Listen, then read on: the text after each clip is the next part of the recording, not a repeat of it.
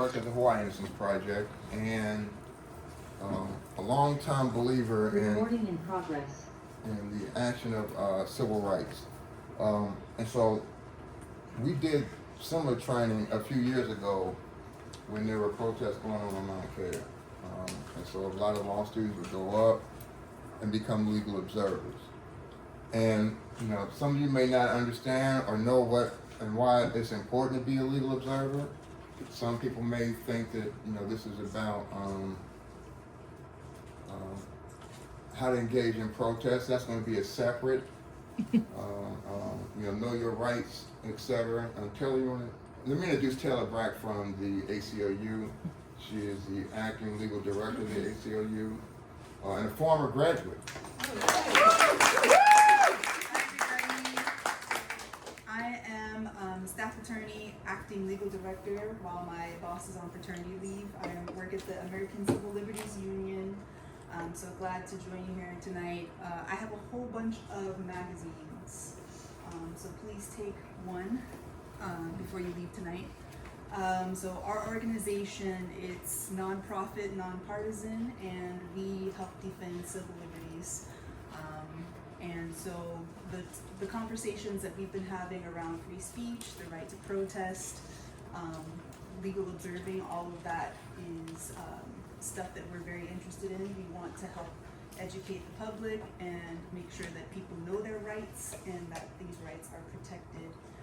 Tomorrow, starting at 11 in classroom 2, I will be doing a training on free speech for students because I know that a lot of folks have been having questions about what's free speech and what can be regulated and what can't be regulated, and so we're going to be talking about that tomorrow at 11. Hope to see you there. And I know that there were some other questions about what this ACLU sort of stands for and what we endorse and what we don't. So on the topic of civil disobedience, our organization doesn't endorse civil disobedience. So I'll say that. And that's a situation where you have people who are protesting what they believe to be unjust laws, and so they intentionally break those laws, and that's not something that I can officially endorse as a staff person at the ACLU, but if you have questions, we can talk about that more. So I'll leave it there. Thanks. And that's really important for you to know because we've been getting requests for training on that too. So although I'm a board member of the local ACLU, I will take that hat off. We will be doing training on nonviolent direct action protests with some of the people that also did it on Mauna Kea.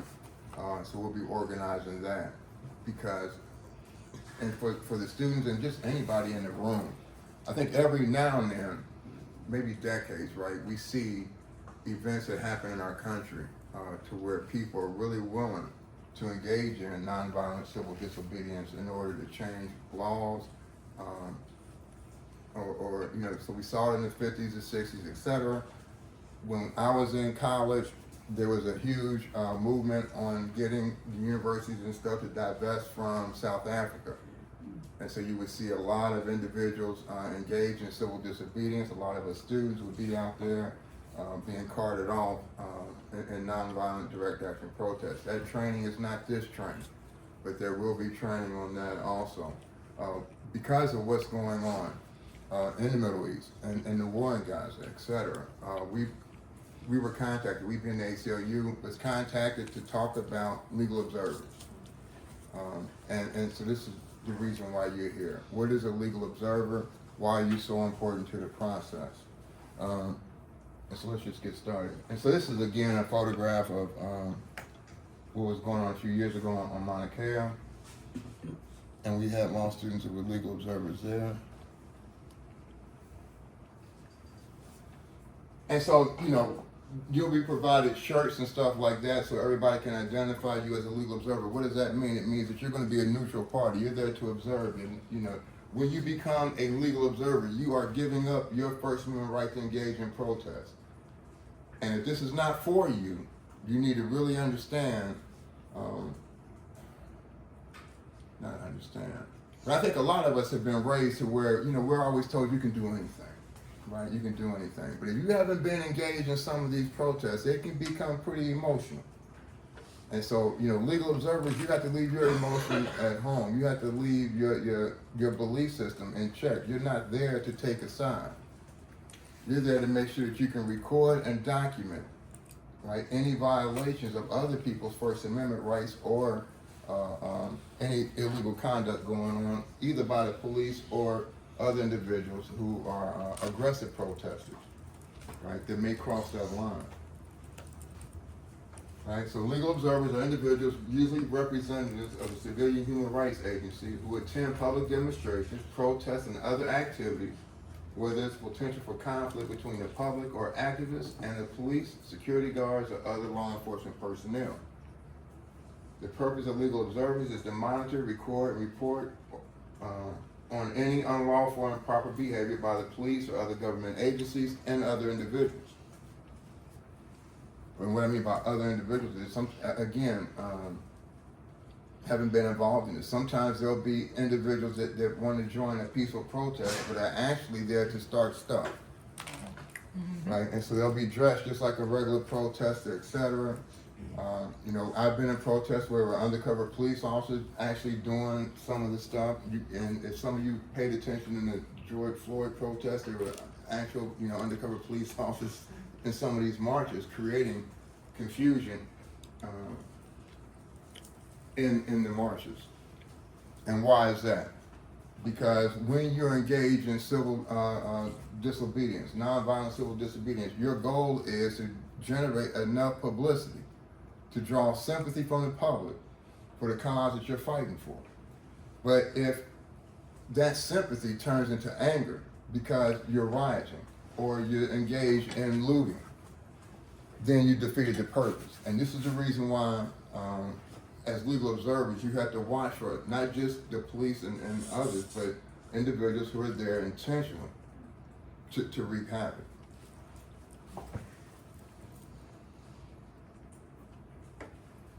Right? So you're a non-participant, you're a trained witness, and you help ensure that people's rights the protest is not being unduly interfered with.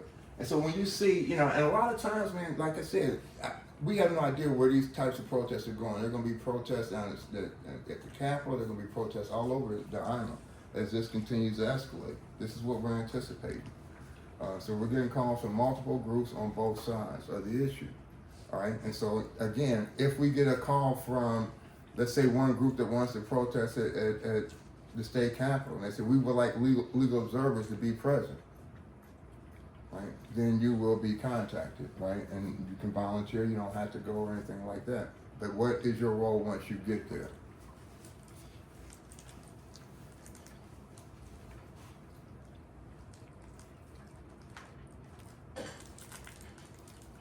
And that gets us into know your role. Again, you're not a peacekeeper. You ain't a peacekeeper. Right? Now, if you see people arguing and stuff like that, your role is not to get involved. Your role is to record and observe. You don't give legal advice. Can I go over there and stand on that police officer's vehicle and wave my sign? Will that get me in trouble? You do not give legal advice. I'm a legal observer. I'm just here watching. You do not promise to help or intervene with police on behalf of anyone. So you may see police struggling with somebody, right? And you may want to get in there and help. That is not your role. Because that could be an issue that comes up in court. And so when we were on Mauna Kea, and you can see the sister here being arrested. And so legal observers are able to record what's going on, talk about the arrest, right? They're neutral in court later if she's charged with trespass or, blocking a street and stuff like that, right? But if you start getting involved in, you're hurting her, leave her alone or whatever. Now you become a witness.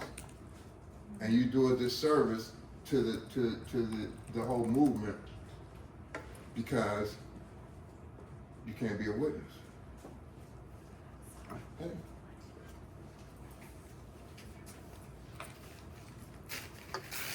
Make sure I get that. Right, you do not promise legal representation for anyone. Okay? You're watching somebody get arrested. Hey, will you get me a lawyer? So, yeah, I'll make sure that a lawyer get that. That's not your role. Be courteous and alert organizers or police to any immediate problems. So you can alert the police if there's immediate problems. Again, if you see individuals in there that's going to, you know, carrying weapons or whatever, you have to alert the police to it. Could you engage in legal representation in the future, even if you didn't interact with the person there, but you were a witness, you know that this person was there? Could you represent them in the future, or would that be a conflict of interest? No, it wouldn't be a conflict as long as you're not, that you can't be the lawyer and the witness. Is that your question? No, but I could see where that might be also an issue. If you're the only witness, then you cannot be the lawyer for that. Right. If I wanted to be a lawyer for this person and I didn't say anything to them in that moment, but in the future they needed a lawyer, could I represent them? About the case that you just witnessed? Yes. Yeah, but I don't see why you couldn't. Unless she is the only witness, then she cannot represent them. Yeah, if a It's a witness is conflict. if I a can't witness be a witness in this. if a witness is needed and she's the only witness, right? Yeah, but she cannot be the lawyer if she's the only. Sorry, it's part of the Hawaii Code of Ethics. If you are the only witness, then you are not allowed to represent them. Okay. No, I'm not disputing it. I'm not disputing what you're saying. Oh, sorry, I wasn't trying to be annoying. That's okay. Okay. So you follow? Got it. All right, be courteous and alert organizers and police, or police to any immediate problems. And again, you're suspending your First Amendment rights to protect the First Amendment rights of others. And so you really, again, I'm going to keep saying this over and over, but really know your role, because in the confines of this room, everything is peaceful. You start going out to some of these protests, it's going to become emotional. And if you have any allegiance to either side, strong allegiance, you may want to consider just being a protester, right? As opposed to a neutral observer. Because once you leave that role, you're doing a disservice to the organizations, to the lawyers and stuff that's going to rely on you to report factually what happened.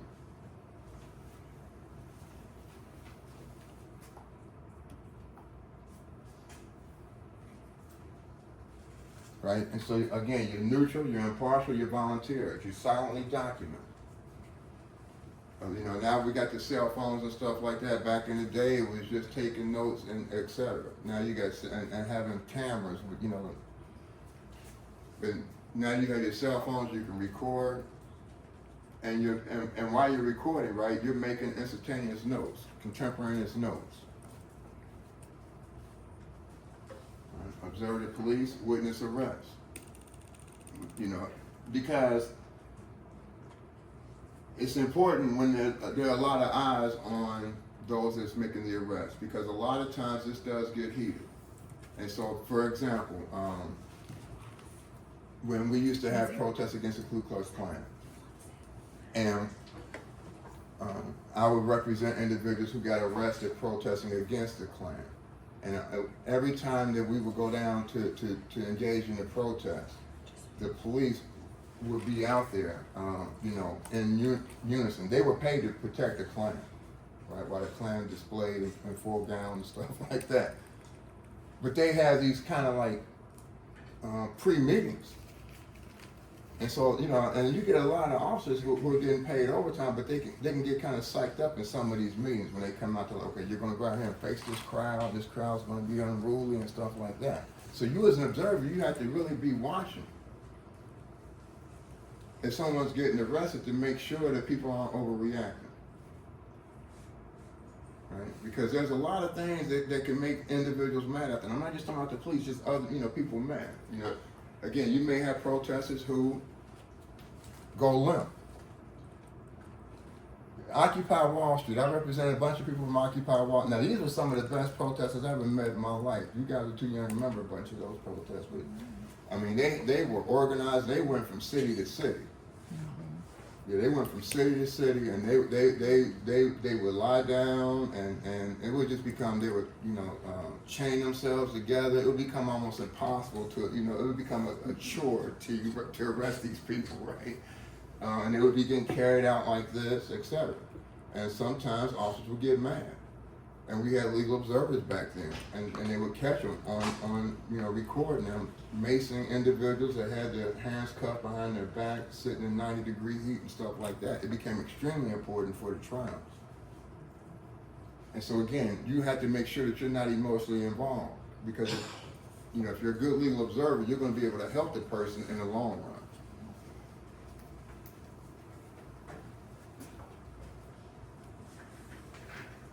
What should you not do? Don't get arrested. That's number one, man. What good is you? Don't get arrested.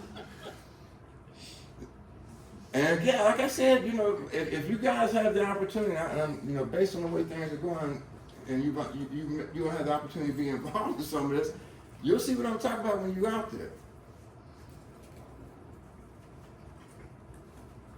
And it's not scary, but people are emotional.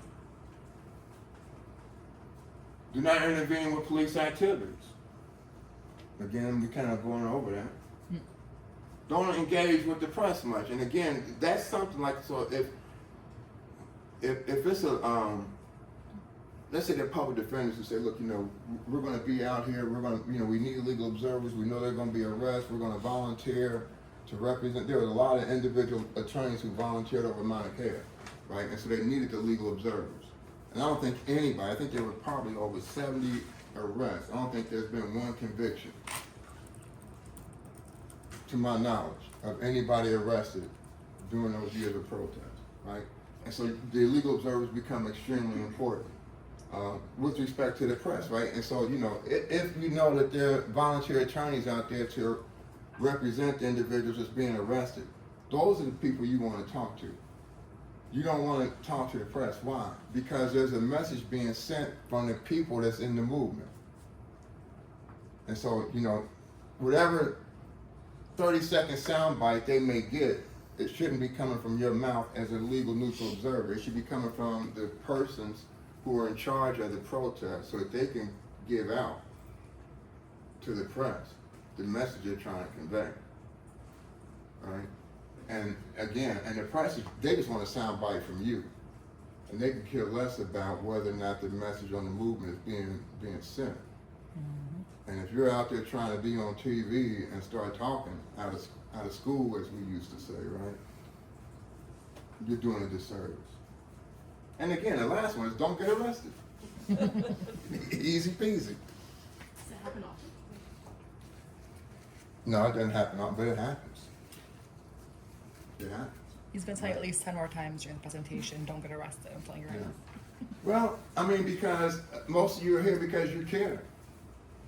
Now, it's not just about being a legal observer. You care about the issues. You care about the country. You care about people's right to protest, etc. So, most legal observers are extremely caring people.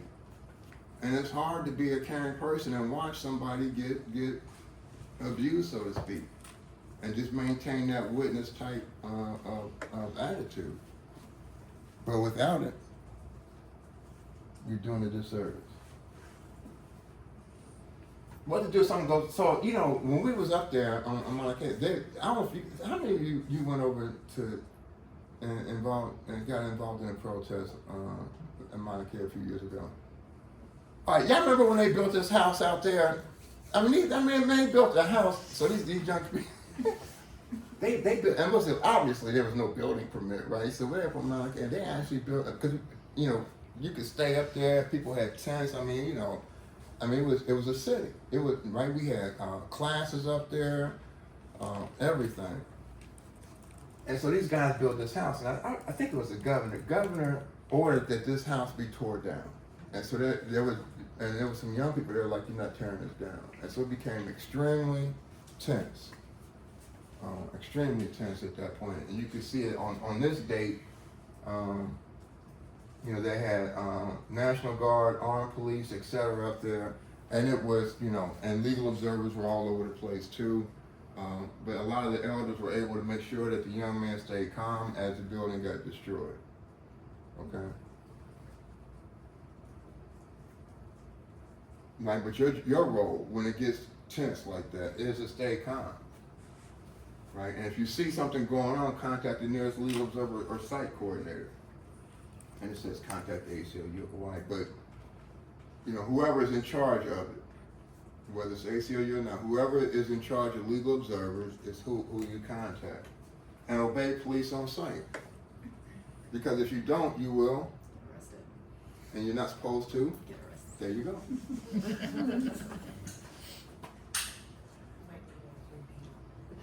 Right, what if somebody approaches you with questions?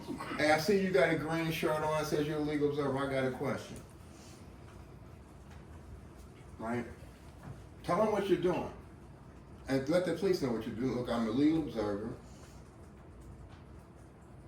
Right, so that create, right, I'm not here to, you know, we're just legally observing, we don't have a dog, we're here to, you know, to observe.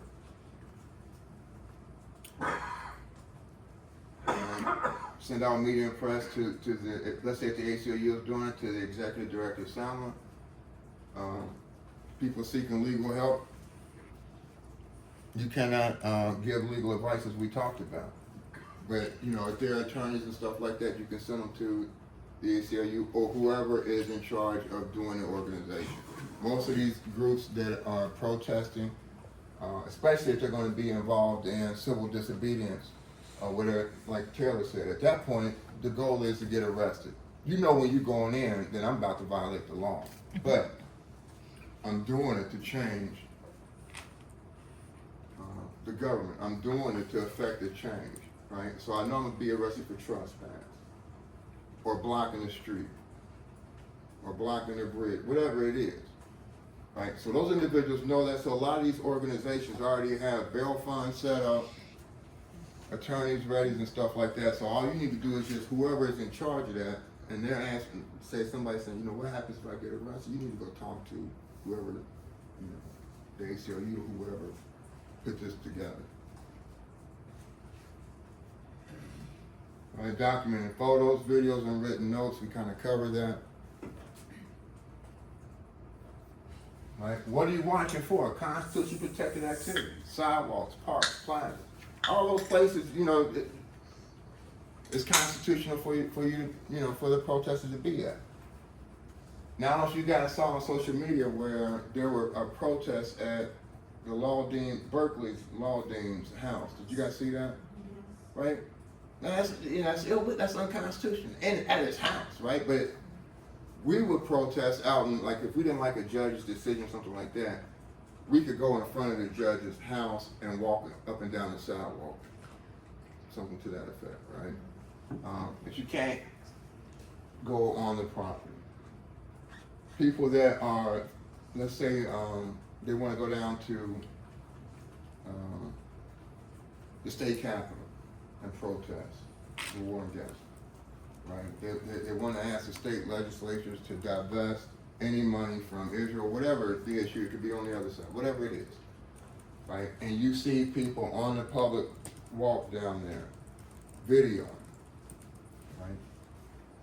That's constitution protected activity. You're watching for that. You're not telling the person, oh, that's constitution. You're not telling the police officer, you can't do that because she has a right to be on that. That's none of your business. Your job is to record it. Right? And so you record it on your phone or whatever. You can record counter protesters' interactions on your phone. This is really where a lot of concern is coming up with these protests. It's not so much the police that some of the groups are concerned with. It's the counter protesters, right? And again, a lot of this stuff can get extremely heated. And you saw it during the George Floyd, you know, counter protesters there. You've seen, I mean, just from watching the news. And so a lot of your role is going to be to make sure you record that. right? If you see suspicious police practices, record aggressive counter protesting and keep a safe distance. Don't get wrapped up in it. And that stuff can happen quick. I remember coming out of a funeral from one of my clients that had been shot and killed by the police. And Reverend Al Sharpton preached the funeral. There was a national president from NAACP with us. We left the funeral and we started marching in downtown Cincinnati. And right as we're coming up on the street corner, an undercover police car with all cops in masks started shooting rubber bullets at us. And they hit children too. And so at that point, everything breaks loose. I mean, people running everywhere. I mean, it was crazy, right? If you're a legal observer, that kind of stuff can happen quick. You got to keep your distance. And you watch some of these protests that's on TV, you can see, you know, sometimes the news will be there and they'll catch when something erupts. And again, we are lucky we live in Hawaii. I don't think we're going to be seeing a lot of this. I just don't know where, you know, I think some individuals with respect to what's going on in Gaza are extremely serious about, you know, at least engaging in civil nonviolent disobedience. It takes one person, right, or a rogue group to create a whole bunch of havoc. That was a peaceful march that we were on that ended up, you know, getting a lot of people hurt.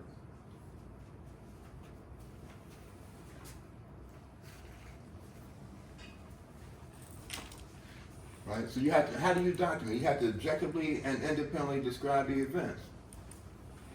Our job, or your job, is to document police violence and misbehavior, compile reports to serve as witnesses, and it becomes a turning work product of whatever group that's out there. So if you're doing this on behalf of the ACLU, or you're doing it on behalf of some other organization, right? And so they ask you to become legal observers. That stuff that you're doing becomes a work product of the civil rights group that you're working for, the attorneys. Right? No plastic bags, ballpoint pens, Sharpies. Make sure your battery's charged, your cell phone battery. Right? And keep a list of media and attorney contacts in case you get in trouble. If you get arrested, contact the person that set you up for the review. Yeah.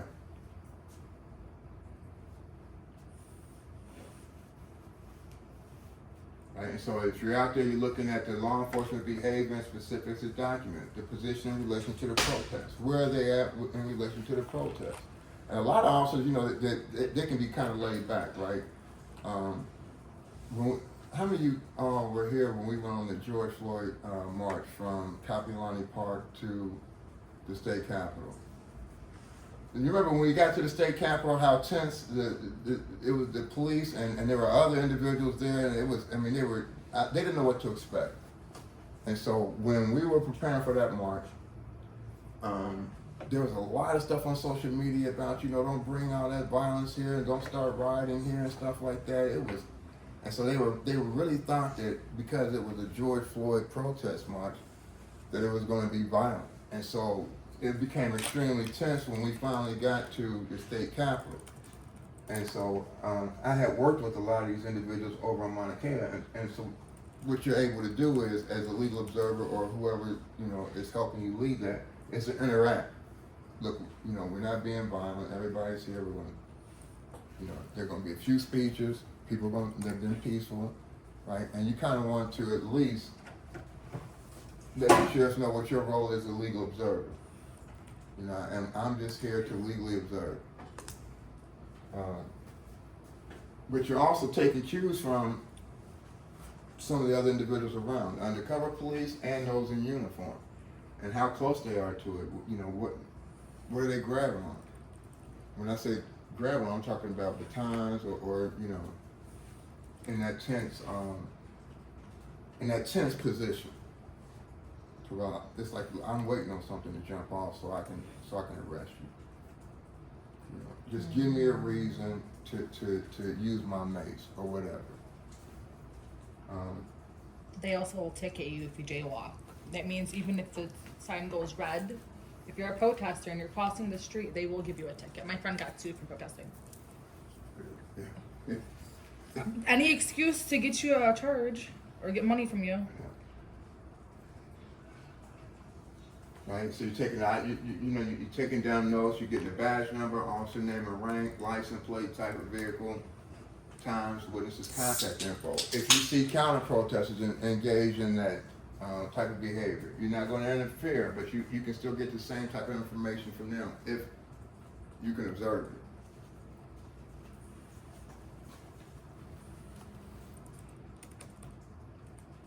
All right, and then, what is nonviolent civil disobedience? This is Uncle Walter. You guys know Uncle Walter Redding?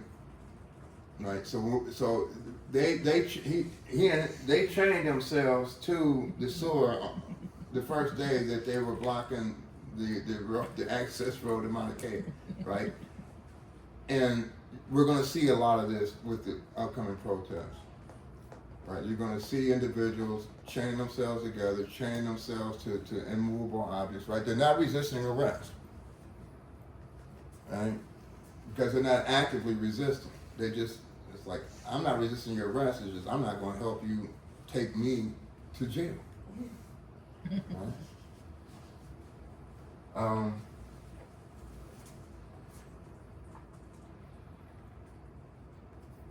After the protest, check in with your team before you leave. Return your notes and materials and T-shirts and vests and stuff like that you'll be issued to the individuals in charge. Determine if media or legal representation needs to be contacted. That's going to be up to whoever is supervising the event. And be ready and willing and able to be a witness in a possible future lawsuit. All right, questions? Can you go back for 1 second? Yeah.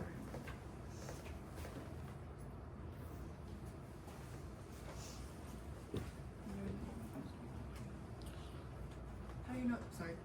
I didn't say anything to Oh, I thought you were. you. You're fine, don't worry. How do you know if media or legal representation needs to be contacted? Like, what is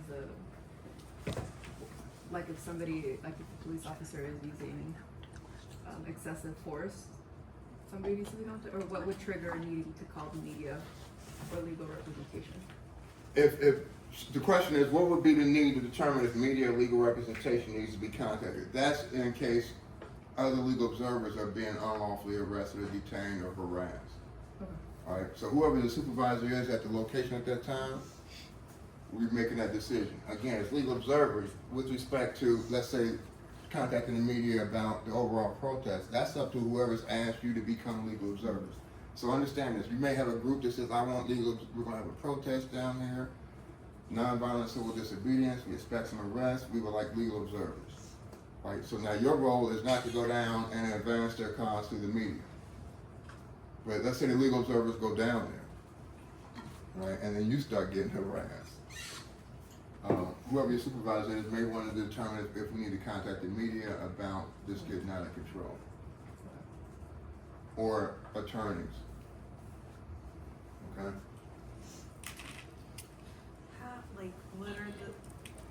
How are cops, security guards, sheriffs, etc. like, what is their understanding of legal observers in a protest environment? That's a good question, right? How they gonna know Like, that we what come they in peace, care. right? How do we know that we come in peace or whatever, right? A lot of it has to do with, let's say Taylor is from the ACLU, is there to be over the legal observers. She will go talk to the police beforehand. You know, you see Introduce these, yourself. right? You see these individuals in the green shirts. You know, I'm Taylor Brack. I'm from the ACLU, etc. I'm the legal director here, and these people are here not to bother you or the protesters. They're not taking any side. They're just going to observe. Right? It protects your right, officer. It protects the protesters' rights. In Right. my experience, when you show up in a group and you all are wearing the same shirt, the police officer will come up and ask you what's going on. And like Professor Lawson said, you simply say, I'm a legal observer, I'm neutrally observing, here to protect civil rights, and that should be the beginning and the end of it. Yeah. There is, you're gonna generate a lot of questions because it's not something we see very often. And so be prepared to just say very simply, I'm neutral, I'm observing, I'm here to protect civil rights, I'm here to protect the right to protest. People will ask, oh, are you here for us? No ma'am, I'm not, I'm just a neutral observer, you know, so be prepared for that. Another good thing to do is, I know when I did it in Detroit, they were actually very happy to have us there. Mm-hmm. And if you introduce yourself, it gives you like more of like brownie points, like I introduced myself. And then when you introduce yourself, you could say, you know, I'm here observing, and I'll be sure to let you know if I see anything that needs, like, because you do report stuff to them. If there is something crazy going on, about to be a fight, you're gonna tell them. You're gonna tell the cops, so you might as well introduce yourself. And they end up liking you more. But at the same time, like, don't become like best friends with a person. I'm just saying, like, just do a simple introduction can go a long way, and a simple smile can like just make them be like, oh, here I'm here for everybody. I'm simple and neutral. And then Professor Lawson, this training you didn't put. Can you tell them how to point out hecklers in the crowd and where they stand and stuff like you did last training? Yeah, you're talking about the ones that come intentionally trying to cause disruption? Yeah. Yeah, they're normally on the fringes of the crowd. They'll hang out in the back. So if it's a march, these individuals will hang out in the back. They'll be on the fringes.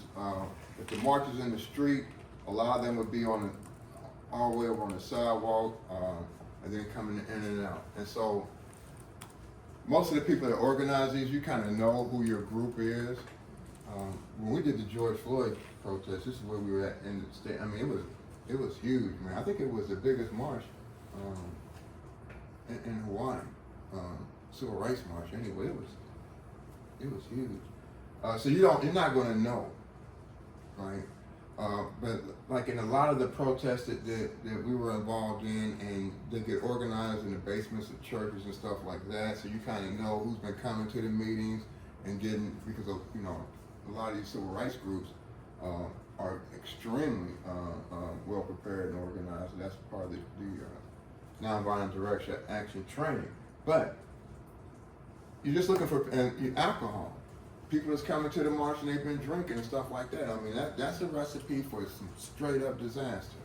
And so again, this is not your role as a legal observer. When you talk about, when we train for civil, nonviolent civil disobedience, those individuals have to be on the lookout for people coming to their marches and stuff like that, drinking, and because it does become a recipe for disaster. I'm curious, like, so if there is some kind of civil disobedience and the cops are asking people to disperse, and like the people doing the civil disobedience are obviously not dispersing, but they ask like the legal observer to leave, what would happen then? Like, but you want to stay back to get on camera what's going to happen with the people. Yeah, you're back away. You're not, you know, we don't want you to disobey a police officer's order, right? But you're gonna have to back away and start recording from a distance, right? But yeah, you don't say I'm a legal observer and I ain't going nowhere, because then what? Remember, don't let me go back to that slide again. But Don't get arrested. it's a good question, right? Because it's like, well, you want me out the way so you can do some dirt that I can't record. And so this is the reason why when you are a legal observer, if there's enough of you, you're in pairs, right? You're not by yourself. It's two of you. Right, and you're responsible for each other, right? And that's good too, because a lot of times, let's say the officer does tell you get back, and you're like, I'm a legal observer, and you've been out there for a couple hours, or your partner has, and you see that your partner is starting to lose it a little bit with the police, right? So you check your partner, like, come on, man, let's get back. And so you know, and plus you're a witness to whatever's going on.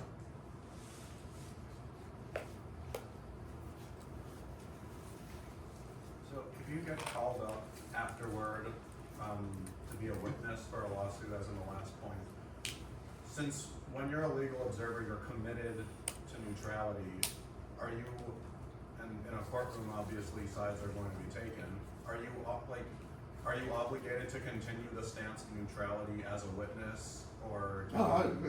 You're neutral. But to a certain degree, you're going to be a neutral witness. All you want to do is repeat what you saw. Right? So what were you doing? I'm a legal observer. What does that mean? Well, I volunteer through this organization to just come out and make sure everybody's rights are being protected. Does that mean the police? Yes. Does that mean protesters? Yeah, everybody's rights.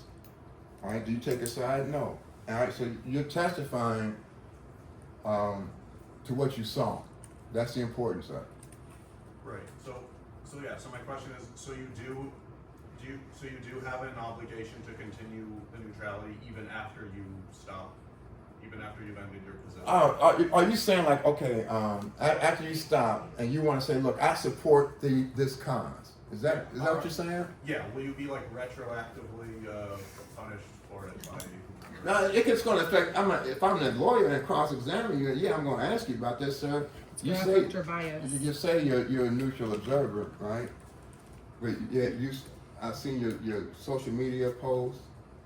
Right? You're on Instagram, you're on Facebook, and all these posts pro whatever. So you want that neutral word, right? I mean, again, it's going to come to your bias, but I mean that's human, right? So yeah, I do support this, but that's not what I was doing that day. It doesn't mean that you're not valuable, right? Your credibility is what it is. All you can, especially if you're recording on a phone, right? So your main reason would just be to authenticate the footage that you took with your cell phone. Now, no matter how biased you are, it's going to be hard to impeach the fact that we're watching a video that has absolutely nothing to do with your beliefs. If we have video at a protest, are we going to be giving that to the supervisor, or are we going to be holding onto it if we get called as a witness? That's a good How question. are the videos? And so, yeah, good supervisor. So you know how you can forward your videos and stuff like that? We'll have you do that and still maintain custody of it on your phone, right? And that way, for evidence reasons, it'll be able to come in, it'll be admissible, right? Because you're going to have to be the one that talks about that you took the recording. Can those videos be shared? Or should they just be? That's going to be up to the attorney, right? So let's say she's saying, can the videos be shared? So let's say you're out there, you're recording all these videos, and then you come to Taylor and you're like, look, man, we got some good footage. I like to put this up on YouTube or whatever. You know, she's gonna say, you know, no, right? That's gonna taint our case. Right? Now, let's say that I'm the organization that asked you to come, and your footage is gonna draw more sympathy for my group and the message. She's still gonna tell you no, right? Because that gets you back into his question, the bias.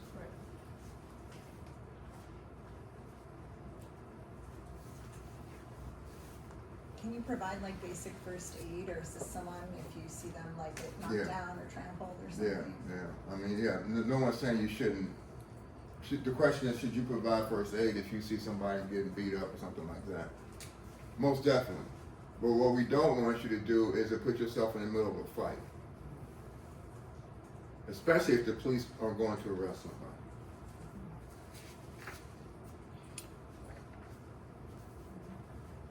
There you go with that resistance. Oh no, I was just gonna say I personally would not, unless I was a nurse or something, because especially since you're about to be lawyers, you can be subject to any liability and lawsuits.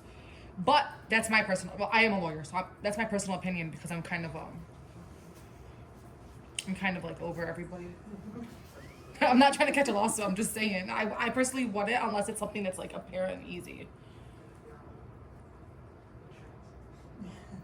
And I sound horrible, I know. Any other questions?